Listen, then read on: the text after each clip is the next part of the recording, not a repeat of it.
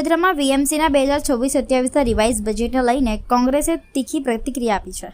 પૂર્વ વિપક્ષી નેતા અમીર રાવતે બજેટને વચનોનું ખોખું ગણાવી ગંભીર સવાલો ઉઠાવ્યા છે અને વિપક્ષે ચર્ચાની તક ન અપાયાનો આક્ષેપ કર્યો છે.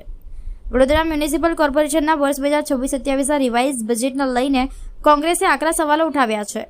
પૂર્વ વિપક્ષી નેતા અમીર રાવતના જણાવ્યા મુજબ બજેટ ઢાક કે તીન પાત સમાન છે, જેમાં વિકાસના જૂના મુદ્દાઓને ફરી રજૂ કરવામાં આવ્યા છે, પરંતુ જમીન પર અમલ નબળો દેખાઈ રહ્યો છે.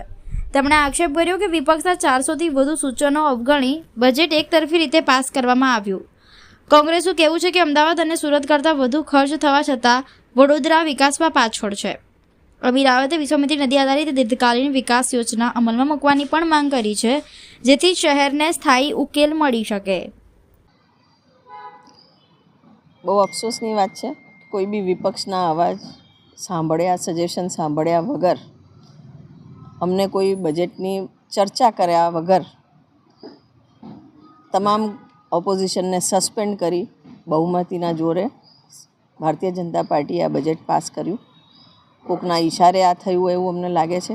ભારતીય જનતા પાર્ટી આવનાર ચૂંટણીમાં જે 15,000 કરોડના કામોની ચોપડીમાં કામો મૂક્યા છે, જેમાંથી હાર્ડલી 1,300 કરોડના કામ પૂર્ણ કરવાની છે, એનો પ્રચાર કરીને ચૂંટણી જીતવાની જે આકાંક્ષાઓ સેવી રહી છે એ ક્યાંક કળળભૂષ ના થઈ જાય અમારા કહેવાથી. એટલે કદાચ આ બજેટ પર અમારી પ્રતિક્રિયા આપવા માટે ને અમને સાંભળવા એ લોકો તૈયાર નથી. પણ હકીકતમાં બજેટ ઢાક કે તીન પાત, વહી રાગ વહી ડફલી, એટલે કે જે જૂના વાયદાઓ હતા એના એ જ નવા પેકેજમાં રિપીટ કર્યા છે. એમાં કશું જ નવું નથી. વર્ષોથી જે પોલિસીઝની વાત કરે છે, parking policy, street vendor policy, એ જ પોલિસીની વાતો દર વર્ષની જેમ આ વર્ષે બી 7,600 કરોડનું બજેટ. હકીકતમાં વિકાસના કામો 1,300-1,400 કરોડના થશે. પ્લાનિંગ જે બી કર્યું હોય, છેલ્લા 2 વર્ષથી કોર્પોરેશન ડેફિસિટમાં ચાલી રહી છે. 24-25માં 90 કરોડની ડેફિસિટ હતી. 25-26માં રેવન્યુ આવક સામે રેવન્યુ ખર્ચ વધારે છે, 200 કરોડનો ડિફરન્સ આવે છે. એટલે આ વર્ષે બી ડેફિસિટમાં બજેટ દેખાઈ રહ્યું છે. અને આવતા વર્ષે જે પ્લાનિંગ કર્યું છે એમાં તો કમિશનરે પોતે જ કહ્યું છે કે જો પ્રોવાઇડેડ ગ્રાન્ટ્સ સરકારમાંથી વધારે આવશે તો આ એચિવેબલ છે અને એ પ્રયત્ન કરવા જોઈએ. દેટ મીન્સ હકીકતમાં કોર્પોરેશન જે પ્રોમિસીસ કરી રહી છે એ પૂરી થાય એવું આમાં દેખાતું નથી. અને આ પ્રોમિસીસ જે કરે છે આજની નથી. સ્લમ ફ્રી સિટી કરવાની વાતો 2006થી કરી રહ્યા છે. પાર્કિંગ પોલિસીની વાત 2016થી કરી રહ્યા છે. કેટલ ન્યુસન્સ પોલિસીની વાત વર્ષોથી કરે છે. એનિમલ બર્થ કંટ્રોલનો તો કામ વર્ષોથી કરે છે.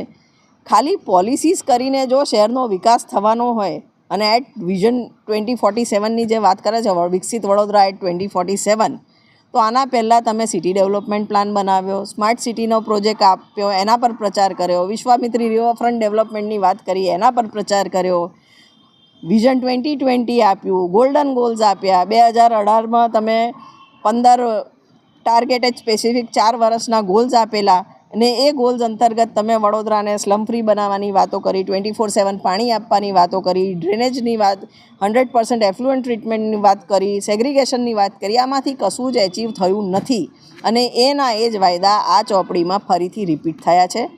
અને આના પ્રમાણે ફરી માર્કેટિંગની વાતો થઈ છે. વિશ્વામિત્રીના પૂળની વાત કરીએ તો વિશ્વામિત્રીમાં જે આઉટલે હોવો જોઈએ 1200 કરોડ સરકારે પ્રોમિસ કરી હતી, એ આઉટલે કશે દેખાતો નથી. ફક્ત 160 કરોડના પ્લાન છે, એ બી પાછા નદી પહોળીને ઊંડી કરવો. ગત વર્ષે બી આ જ કામ કરેલું ને એ કામમાં તમને ખબર છે ફક્ત ભ્રષ્ટાચારના આક્ષેપો થયા. માલે તો ગજારના ફાર્મ હાઉસોમાં માટી પહોંચી ફ્રી ઓફ કોસ્ટ. અને આ વર્ષે સેમ પ્રોમિસ રિપીટ થઈ છે. જે પ્રપોઝલ બનાવ્યો હતો વિશ્વામિત્રીનું, એનું 3300 કરોડનું, એનું શું સ્ટેટસ છે એની કોઈ ઉલ્લેખ આ બજેટમાં નથી. એટલે દર વર્ષે નવી વાતો, નવી વિઝન, નવા ડોક્યુમેન્ટ અને એની એ જ વાતો એકચ્યુઅલી એચીવ કશી નથી કરતા. સ્લમ ફ્રીની વાતો કરીને ફરી 10,000 મકાન બનાવવાની વાત કરી. 7,200 મકાન બનેલા તમારા કોઈ લેવા રેડી નથી એ રીતના સ્ટેટસના પડ્યા છે.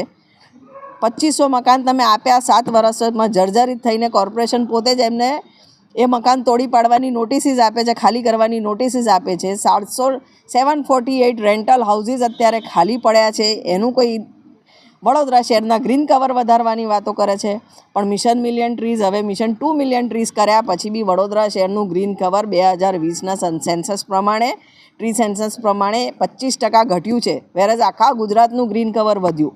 પર કેપિટા ખર્ચ વડોદરા શહેરનો એક નાગરિક દીઠ 34,000 રૂપિયા. સુરત અમદાવાદમાં એ જ ખર્ચ તમે જોશો તો પર પર્સન 16,000થી 17,000 રૂપિયા. તેમ છતાં વડોદરા શહેર વિકાસમાં પાછળ ને એવી ટકોર અમે નહીં, મુખ્યમંત્રી અહીંયા આવીને કરે છે. વિપક્ષ કહેતું હોય તો અલગ વસ્તુ છે કે ચાલો અમે પોલિટિકલી બોલીએ, પણ આ તો સરકાર પોતે આવીને કહે છે કે વડોદરા વિકાસમાં પાછું.